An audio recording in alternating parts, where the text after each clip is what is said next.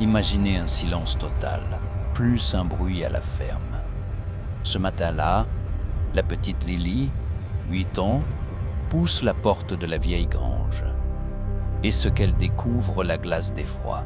4 chiens policiers d'élite, assis en ligne, immobiles, les yeux fixés sur elle. Ils ne sont pas perdus. Ils l'attendaient.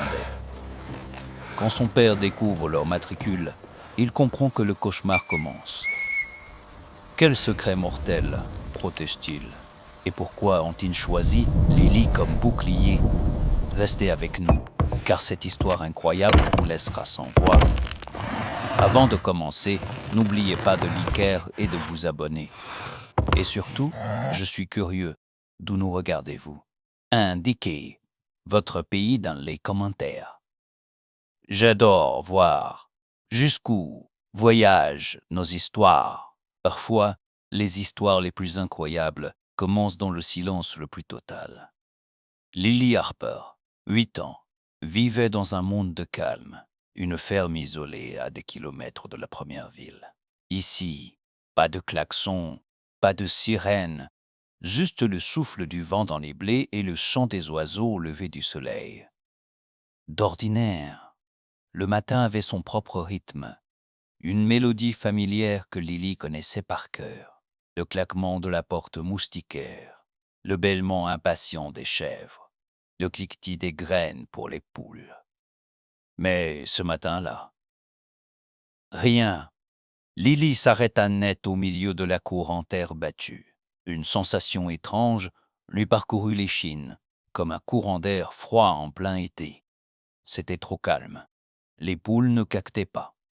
Même le vieux chien de la ferme voisine, qui aboyait toujours au passage du facteur, restait muet. La ferme semblait retenir son souffle.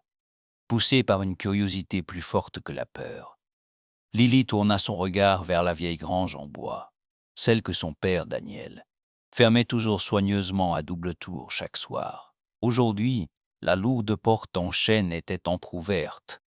Juste une fente, une blessure sombre dans le bois vieilli. Lily s'approcha, ses petites bottes crissant doucement sur les graviers. Son cœur battait un peu plus vite, un petit tambour dans sa poitrine. Elle posa sa main sur le bois rugueux et poussa. La porte pivota dans un gémissement long et grave, révélant l'intérieur obscur. L'air, à l'intérieur, était différent. Il ne sentait pas seulement le foin et la poussière. Il sentait l'animal, la tension, l'électricité. Lily plissa les yeux pour percer la pénombre. Ce qu'elle vit la cloua sur place. Là, assis dans l'ombre, alignés avec une précision militaire, se trouvaient 4 bergers allemands. Ils ne bougeaient pas, ils ne grognaient pas. Ils étaient comme des statues sculptées dans le muscle et la vigilance. Ils n'avaient pas l'air perdus. Ils avaient l'air d'attendre. Le plus grand d'entre eux, celui assis au centre, portait une cicatrice fine au-dessus de l'œil droit. Il fixa Lily. Dans son regard, il n'y avait aucune menace, seulement une intelligence profonde, presque humaine. Il pencha légèrement la tête et Lily sentit inexplicablement qu'il la connaissait. Ce n'était pas une rencontre fortuite, c'était un rendez-vous. Lily franchit le seuil et le monde extérieur disparut. Ici, dans la pénombre de la grange, le temps semblait suspendu. Elle fit un pas de plus, puis un autre, ses yeux s'habituant à la faible lumière. Ce qu'elle prenait pour de simples chiens errants se révéla être tout autre chose. De près, ils dégageaient une aura de puissance brute mais contenue. Leur pelage était taché de boue séchée. Leurs flancs se soulevaient au rythme d'une respiration lourde, trahissant des kilomètres de course effrénée. Mais c'étaient leurs yeux qui captivaient Lily. Des yeux vifs, calculateurs, qui suivaient chacun de ses mouvements sans ciller. Un rayon de soleil traversa les planches disjointes du toit et vint frapper le collier du chien de tête. Un éclat métallique brilla dans l'obscurité. Ailleurs, Lily plissa les yeux. Ce n'était pas un médaillon ordinaire avec un nom et une adresse. C'était une plaque épaisse, gravée, officielle. Elle lut les caractères froids, Cacneveae, Son souffle se bloqua dans sa gorge. Elle avait vu ses chiens dans les films ou aux actualités avec son père. Il se leva avec une fluidité liquide, ses muscles roulant sous sa peau. Lily se figea, son petit cœur battant la chamade contre ses côtes. Mais le chien ne montra pas les crocs. Il s'avança vers elle, la tête basse, non par soumission, mais par respect. Il s'arrêta à quelques centimètres d'elle, si près qu'elle pouvait sentir la chaleur émanant de son corps puissant. Tremblante, Lily tendit sa main. Ses doigts flottèrent un instant dans l'air chargé de poussière avant de se poser délicatement sur le museau large du chien. L'est sous le contact fut électrique. La fourrure était rêche, vivante. Kenneuf ferma les yeux et poussa un long soupir, comme s'il déposait enfin un fardeau qu'il portait depuis trop longtemps. À cet instant précis, ils étaient épuisés, affamés, traqués peut-être. Mais ils n'étaient pas là par hasard. Ils avaient parcouru l'enfer pour arriver jusqu'à elle. Et maintenant qu'ils l'avaient trouvée, ils ne repartiraient plus. Ils avaient choisi leur nouvelle mission. Et cette mission, Daniel Harper, occupé à réparer une clôture près de l'étable, releva la tête, essuyant la sueur de son front d'un revers de main. C'était un homme robuste, marqué par le soleil et par un passé qu'il gardait soigneusement enfoui. En voyant la panique dans les yeux de sa fille, il lâcha ses outils. « Doucement, Lily. Qu'est-ce qui se passe? Un renard. Non, des chiens, des gros chiens. Ils t'attendent, cria-t-elle, tirant sur sa manche avec une force surprenante. Daniel fronça les sourcils. L'inquiétude remplaça l'agacement. Il se laissa entraîner vers la grange, mais ses pas ralentirent brusquement lorsqu'il vit le sol devant l'entrée.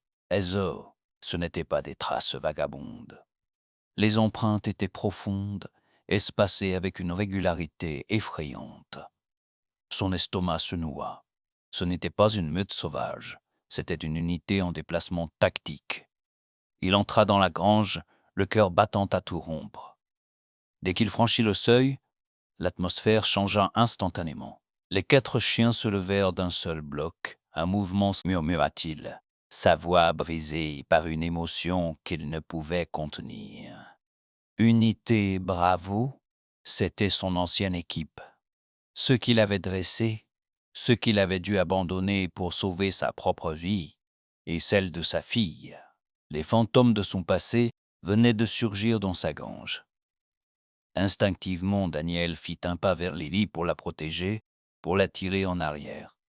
Mais à sa grande stupéfaction, les chiens réagirent immédiatement. 491 et 492 s'interposèrent, formant un mur vivant entre le père et la fille. Ils ne grognèrent pas, ne montrèrent pas les dents, mais leur posture était sans équivoque. On ne passe pas. Daniel s'arrêta net, les mains levées, le souffle court. Il comprit le message. Ce n'était pas de l'agression. C'était un changement de protocole. Lily était devenue la cible prioritaire. Il la protégeait, même de lui, jusqu'à ce que la situation soit sécurisée. « Il te protège, Lily », souffla-t-il, les larmes aux yeux. C'est alors qu'un bruit lourd résonna derrière lui. L'un des chiens, Gunner 8, s'était glissé vers l'entrée. D'un coup de museau puissant et calculé, il poussa la lourde porte en bois.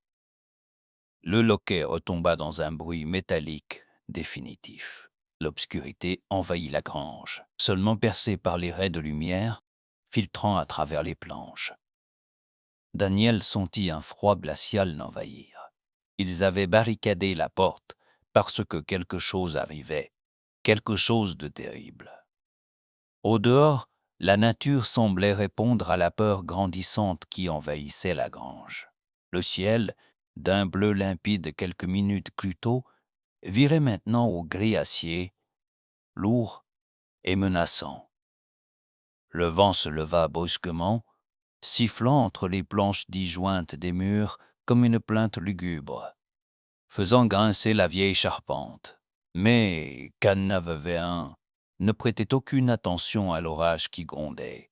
Il avait une autre priorité.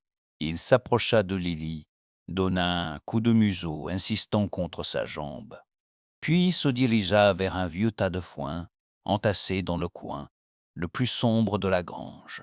Il s'arrêta, gratta le sol, une fois, 2 fois, puis la regarda avec une intensité brûlante. Il voulait qu'elle cherche. « Qu'est-ce qu'il y a ?» murmura Lily, sa voix tremblant légèrement. Elle s'agenouilla dans la poussière et plongea ses petites mains dans la paille sèche. Ses doigts heurtèrent quelque chose de dur, de froid, de métallique. Elle tira l'objet hors de sa cachette. C'était une radio. Une radio de police, lourde, noire, maculée de terre et d'éraflures. Avant qu'il ne puisse dire un mot, la radio, encore allumée, mais à court de batterie, crachota. Le grésillement statique remplit le silence pesant de la grange, suivi d'une voix hachée, déformée par la distance et les interférences de l'orage. Unité K9, secteur nord, confirmation visuelle requise. La voix fit une pause, glaciale, dénuée d'humanité. Code rouge, je répète, code rouge. Pas de récupération. Neutralisation immédiate des unités K9. Ils sont classés dangereux et incontrôlables. Abattre à vue. Le sang de Daniel se glaça dans ses veines. Neutralisation. Le mot résonna comme un coup de feu dans son esprit. Il regarda ses anciens compagnons. Ils n'étaient ni dangereux ni incontrôlables. Ils étaient loyaux. Mais ils étaient devenus des témoins gênants, des preuves vivantes qu'on cherchait à effacer. C'était un escadron de la mort. Au même instant, un coup de tonnerre titanesque ébranla la ferme, faisant vibrer le sol sous leurs pieds. La pluie commença à marteler le toit de tôle avec la violence d'une mitraillette. Daniel s'adossa contre une poutre, le souffle court, écrasé par la réalité. La tempête dehors n'était rien comparée à celle qui venait de s'abattre sur sa vie. Ils étaient piégés, isolés, et ceux qui arrivaient ne venaient pas pour discuter. La tempête hurlait désormais avec une fureur démoniaque, les éclairs déchirant le ciel comme des griffes de lumière, illuminant l'intérieur de la grange par intermittence. Mais au milieu de ce chaos, les chiens restaient d'un calme surnaturel. Leurs oreilles n'étaient pas tournées vers le tonnerre, mais vers le sol. Ken Naveerit, le plus jeune du groupe, se détacha soudainement de la meute. Il ne regardait pas la porte, mais le fond de la grange, un coin sombre encombré de vieilles caisses et de bâches poussiéreuses que Daniel n'avait pas touchées depuis des années. Le chien aboya.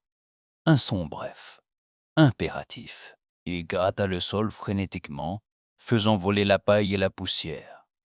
Cannevet poussa doucement Lily dans le dos, l'incitant à rejoindre son compagnon. « Lily, attends! N'y va pas !» criait Daniel, sa voix étranglée par une peur soudaine qui n'avait rien à voir avec l'orage.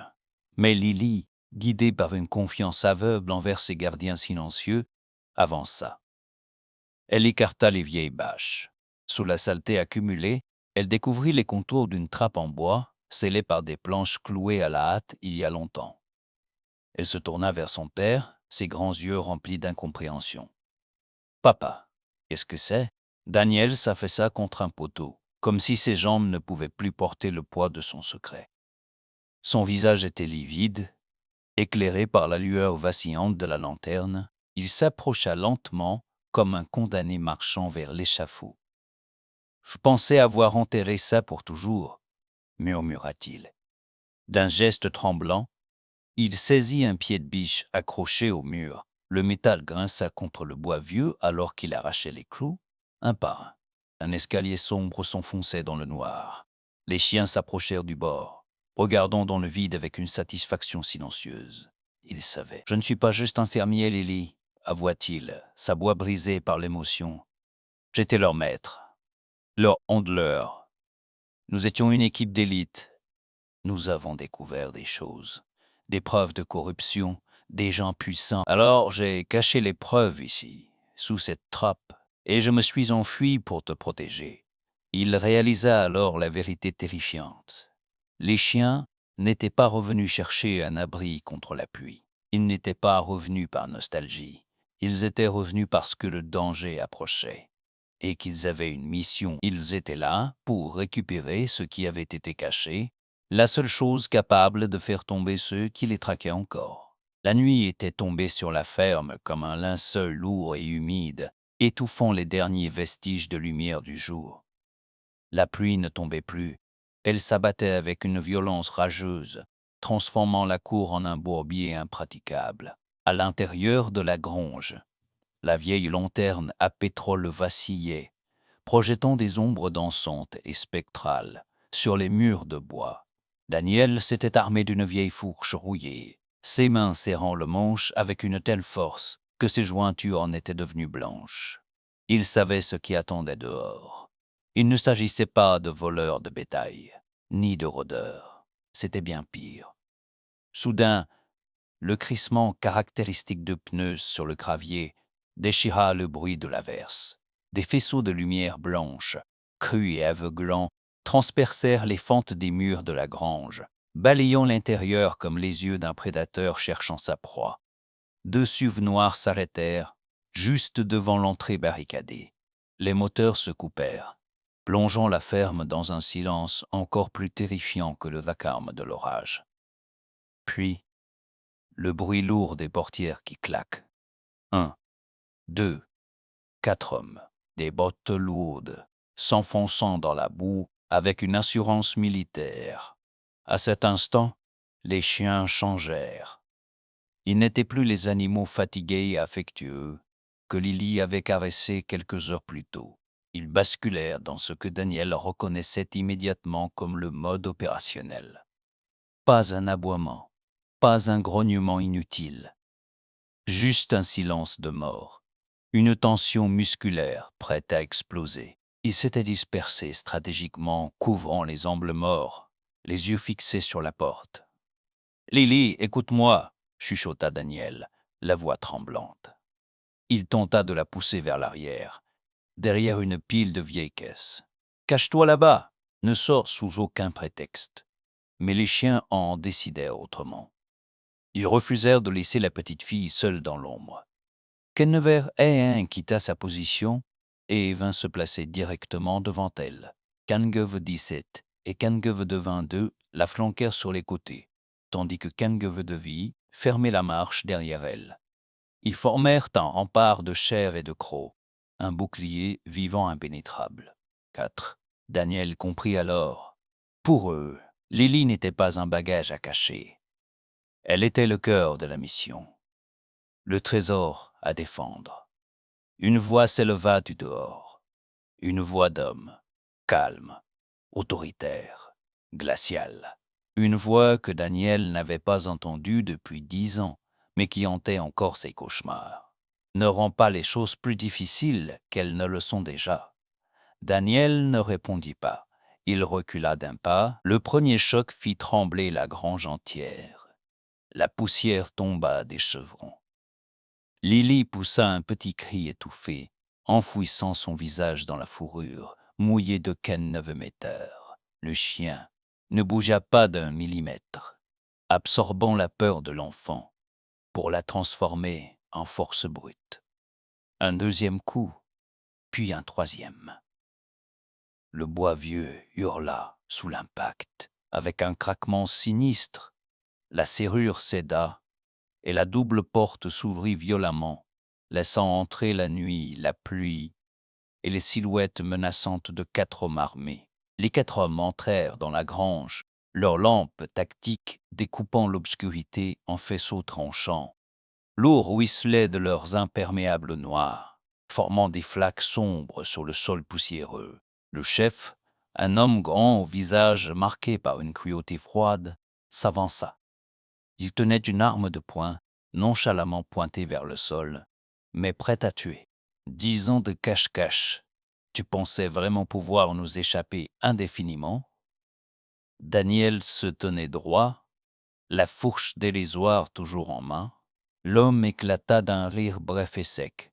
Les chiens, ces vieilles bêtes, il braqua sa lampe, sûr qu'il y en avait un qui se tenait immobile devant Lily. Les babines retroussées en un rictus silencieux de pure menace. Ils sont périmés, comme toi. On va les abattre ici et maintenant. et on brûlera cet endroit avec tout ce qu'il contient. » Il leva son arme, visant le poitrail du chien de tête. Le cri, pur et perçant, ne vint pas de Daniel. Lily surgit de derrière le mur de fourrure. Que Neveu-Heureux tenta de la repousser, mais elle s'accrocha à son collier, se plaçant délibérément entre l'arme et l'animal. Dans sa main tremblante, elle serrait une petite photographie plastifiée qu'elle avait trouvée dans la boîte de preuves. Quelques minutes plus tôt. « Vous ne les toucherez pas », hurla-t-elle, les larmes coulant sur ses joues, mais la voix vibrant d'une colère incroyable pour son âge. Elle tendit la photo vers la lumière. Sur l'image vieillie, on voyait un bébé joufflu, assis dans l'herbe, riant aux éclats. Autour du bébé, 4 chiots bergers allemands formaient un cercle protecteur, léchant ses mains et ses pieds. C'était elle, et c'était eux. « Ils sont ma famille », cria Lily. « Ils m'ont protégé quand j'étais bébé et ils me protègent maintenant. Vous n'êtes pas des policiers. Vous êtes des monstres. » Le chef marqua un temps d'arrêt, stupéfait par l'audace de l'enfant. Pendant une seconde, le silence retomba, seulement troublé par le bruit de la pluie. Cette seconde d'hésitation fut fatale pour eux. Au loin, par-dessus le fracas de l'orage, un nouveau son émergea. D'abord faible. Une plainte hurlante, stridente, des sirènes. Pas une seule voiture, mais une colonne entière. Le visage du chef se décomposa. « C'est un piège », hurla-t-il à ses hommes. Mais il était trop tard pour fuir. Les aboiements des chiens, jusque-là contenus, explosèrent enfin une symphonie de fureur libérée. Quenneveu bondit, non pour mordre, mais pour désarmer, percutant le poignet du chef avec une précision chirurgicale. L'arme vola dans la paille. La grange fut inondée de lumières bleues et rouges, clignotant frénétiquement à travers les fentes du bois. « Police, jetez vos armes, à terre !» Les vrais renforts étaient là. Le shérif local, alerté par un signal de détresse automatique émis par la vieille radio de Daniel, fit irruption avec ses adjoints, armes au poing. Les corrompus furent plaqués au sol, menottés dans la boue, sous le regard vigilant et victorieux des 4 sentinelles à 4 pattes. Le calme revint sur la ferme aussi brutalement que la tempête s'était levée. Les gyrophares des voitures de patrouille balayaient encore la cour boueuse, mais l'atmosphère avait changé. L'air ne sentait plus la poudre et la peur, mais l'ozone et la terre mouillée. Le shérif Collins, un homme d'âge mûr au regard bienveillant, s'approcha de Daniel. « C'est tout ce qu'il faut pour les faire tomber ?» demanda le shérif en prenant le dossier comme s'il s'agissait d'une relique sacrée. Daniel hocha la tête, un poids immense quittant enfin ses épaules. « Tout y est, les noms, les dates, les comptes offshore. Ces chiens n'étaient pas des fugitifs, shérif. C'étaient les gardiens de la vérité. » Les 4 bergers allemands étaient assis autour de Lily, qui caressait doucement la tête de Quenneveu. Ils ne montraient plus les crocs. « Tu sais, Daniel, » soupira le shérif en grattant sa barbe grise, « le règlement stipule que les unités K9 retrouvées doivent être réintégrées au chenil départemental pour évaluation. » Lily se figea, ses yeux s'écarquillant de terreur. Daniel s'avança, prêt à protester, mais le shérif leva la main avec un petit sourire complice. Continua-t-il en sortant un stylo de sa poche. « Au vu des circonstances exceptionnelles et de leur âge, je crois qu'il est temps de signer leur ordre de retraite immédiate, et je ne connais personne de mieux qualifié pour les adopter que la famille qu'ils ont choisi de défendre. » Lily poussa un cri de joie et enfouit son visage dans le cou puissant de Quenneveu. Pour la première fois, la queue du vieux guerrier remua franchement, balayant la poussière du sol. Quelques heures plus tard, l'aube se leva sur la ferme harpée. Le soleil perça les nuages, inondant les champs d'une lumière dorée et purificatrice, faisant scintiller les gouttes de pluie comme des diamants sur l'herbe haute. Daniel et Lily étaient assis sur les marches du perron, une couverture sur les épaules, regardant le jour se lever. Autour d'eux, le spectacle était le plus beau qu'ils aient jamais vu. Les 4 chiens dormaient. Ils ne montaient pas la garde. Il ne surveillait pas l'horizon. Il dormait profondément, allongé sur le flanc, les pattes tressaillant parfois dans un rêve de course à travers les champs. Ils n'étaient plus des soldats, ni des preuves, ni des fugitifs. Ils étaient simplement des chiens, enfin entrés à la maison.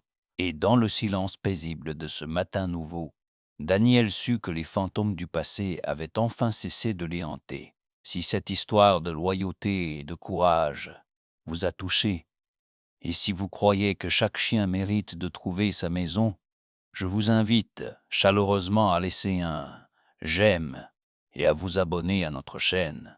Partagez cette histoire avec un ami qui aime les animaux. Dites-nous en commentaire. Quel est le nom de votre fidèle compagnon qui veille sur vous? À très bientôt pour une nouvelle histoire.